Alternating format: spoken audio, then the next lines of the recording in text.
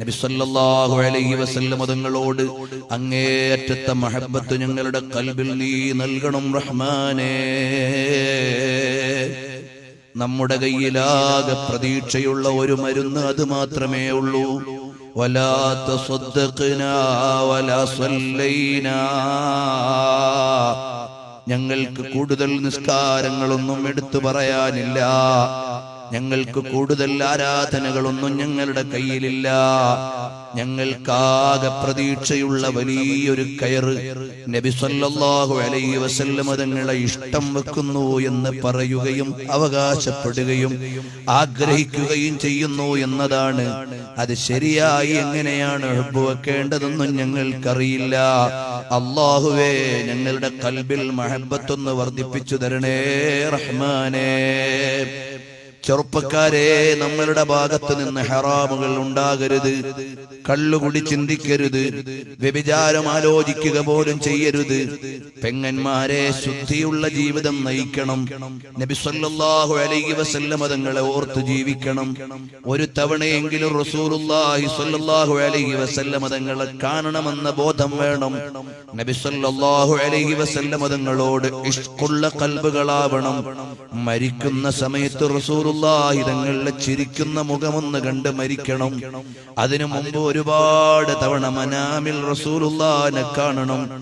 ആ നിയ്യത്തോടെ ആമീൻ പറയുന്ന നിരവധി ഉമ്മമാരെന്റെ മജ്ലിസ് കേൾക്കുന്നുണ്ടെന്ന് എനിക്കറിയാം. എന്നെ അവിടുന്ന് പ്രവർത്തകരിലൂടെയും മറ്റും അറിയിച്ച ഉമ്മമാരുണ്ട്, സഹോദരിമാരുണ്ട്. അവരൊക്കെ ഇന്ന് ഈ മജ്ലിസിലേക്ക് വന്നതിൽ പ്രധാനപ്പെട്ട ഒരു ലക്ഷ്യം നബി സല്ലല്ലാഹു അലൈഹി വസല്ലം തങ്ങളെ മഹബ്ബത്ത് വർദ്ധിക്കണമെന്ന നിയ്യത്താണ്. റബ്ബേ, ഞങ്ങൾക്കതിന് ഖൽബ് നൽകണം റഹ്മാനേ. മോനെ, നബിതങ്ങൾ നമ്മുടെ ഖൽബിലിരിക്കണോ? ശിർക്ക് നമ്മുടെ ഖൽബിൽ ഉണ്ടാകാൻ പാടില്ല. കുഫർ നമ്മുടെ ഖൽബിൽ ഉണ്ടാകാൻ പാടില്ല. ഹറാമായ ഭക്ഷണം നമ്മൾ കഴിക്കാൻ പാടില്ല. തെറ്റായ വിചാരങ്ങൾ നമ്മുടെ ഖൽബിൽ ഇല്ലാതിരിക്കണം. അങ്ങനെ ശുദ്ധിയുള്ള ഒരു സ്ഥലത്തല്ലേ നബി സല്ലല്ലാഹു അലൈഹി വസല്ലം തങ്ങൾ ഇരിക്കൂ. അല്ലാഹുവേ, ഞങ്ങൾക്ക് അങ്ങനെ ശുദ്ധിയുള്ള ഒരു ഖൽബ് നൽകണേ റഹ്മാനേ.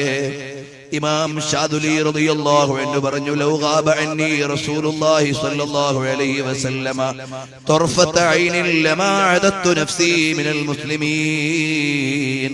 ഞാൻ എന്റെ ഖൽബിൽ നിന്ന് നബി സല്ലല്ലാഹു അലൈഹി വസല്ലമ തങ്ങൾ ഒരു സെക്കൻഡ് മറഞ്ഞു പോയാൽ ഞാൻ മുസ്ലിമാണെന്ന് എന്നെ കുറിച്ച് പറയൂല എന്ന് ഇമാം അബുൽ ഹസൻ ഷാദുലി റളിയല്ലാഹു അൻഹു പറഞ്ഞിട്ടുണ്ട്.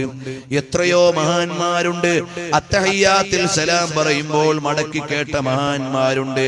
ബഹുമാനപ്പെട്ട ഇമാം ഫാദിലെ ബറേൽവി അഹ്മദ് റിളാ ഖാൻ തങ്ങൾ ഒരു ദിവസം അത്തഹിയ്യാത്തിൽ നിന്ന് 4 പ്രാവശ്യം അസ്സലാമു അലൈക അയ്യുഹൻ നബിയ്യു പറഞ്ഞു. ചോദിച്ചു, എന്താ തങ്ങളെ അങ്ങനെ പറയാനുള്ള കാരണം? എല്ലാ ദിവസവും ഞാൻ അത്തഹിയ്യാത്തിൽ നിന്ന് സലാം പറയുമ്പോ നബി സല്ലല്ലാഹു അലൈഹി വസല്ലം തങ്ങൾ മടക്കുന്നത് കേൾക്കാറുണ്ട്.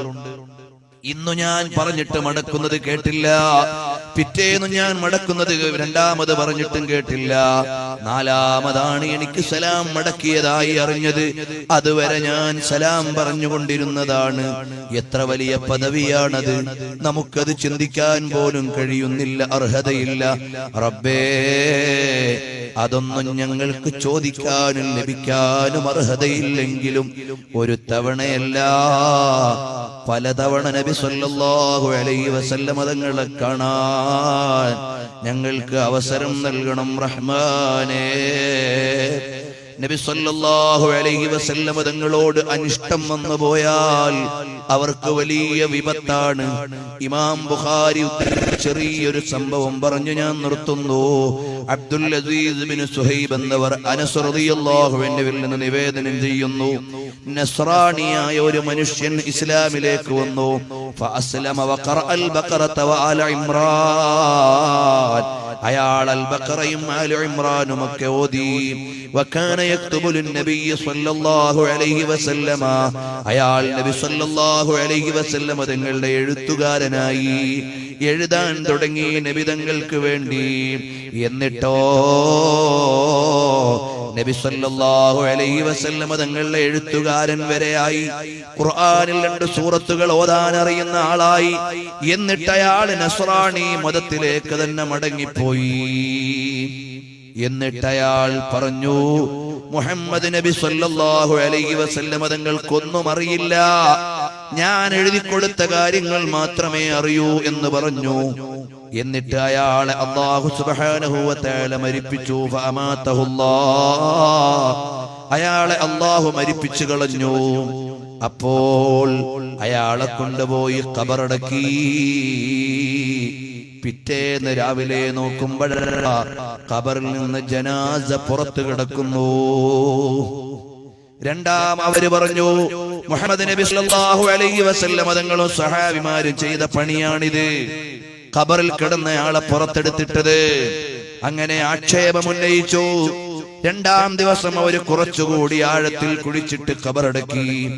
അപ്പോഴും കഥ അങ്ങനെ തന്നെ, വീണ്ടും ജനാസ പുറത്തു തന്നെ. മൂന്നാമത്തെ ദിവസം അവര് വളരെ ആഴത്തിൽ കുഴിച്ചിട്ടടക്കി. പിറ്റേന്ന് രാവിലെ ജഡം പുറത്തു തന്നെ. അപ്പോഴവര് മനസ്സിലാക്കി, ഇത് നബി സല്ലല്ലാഹു അലൈഹി വസല്ലം തങ്ങളെ എതിർത്തതിന്റെ ശിക്ഷയാണ് അല്ലാഹു കൊടുത്തിട്ടുള്ളത്. ഇതേ സംഭവം സ്വഹാബത്തിനെ ചീത്ത പറഞ്ഞവർക്കും കിട്ടിയതായി അസ്സദ്ദു അൻ സബ്ബിൽ സ്വഹാബ് എന്ന കിതാബിൽ ഉണ്ട്.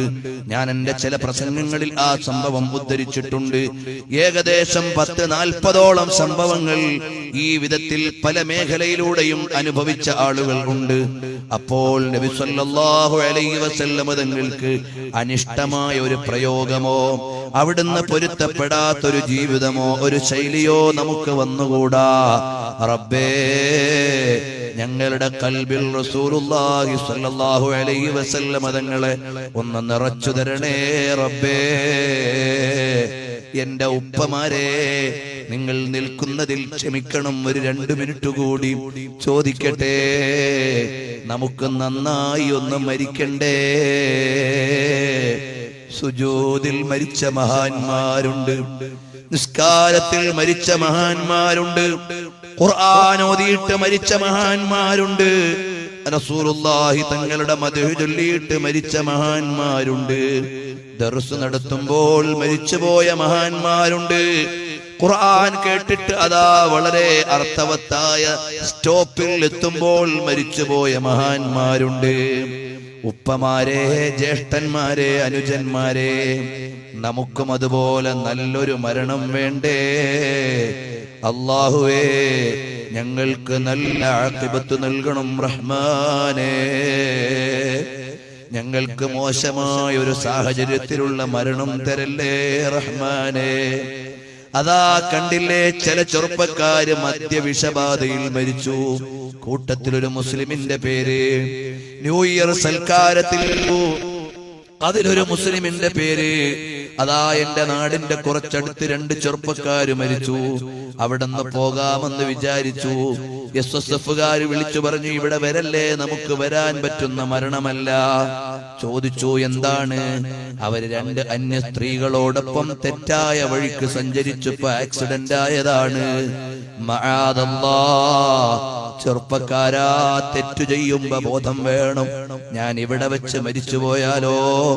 സിനിമ കാണുമ്പോ ബോധം വേണം. ഞാൻ ഇത് കണ്ടുകൊണ്ട് മരിച്ചു പോയാലോ? കള്ളു കുടിക്കുന്നിടത്ത് പോയാൽ അവിടെ വെച്ച് മരിച്ചു പോയാലോ? അങ്ങനെ തെറ്റായ ഒരു സാഹചര്യത്തിലും ഒരവസരത്തിലും മരിച്ചു പോയാൽ അല്ലാഹു നമ്മളെ കാത്തുരക്ഷിക്കട്ടെ.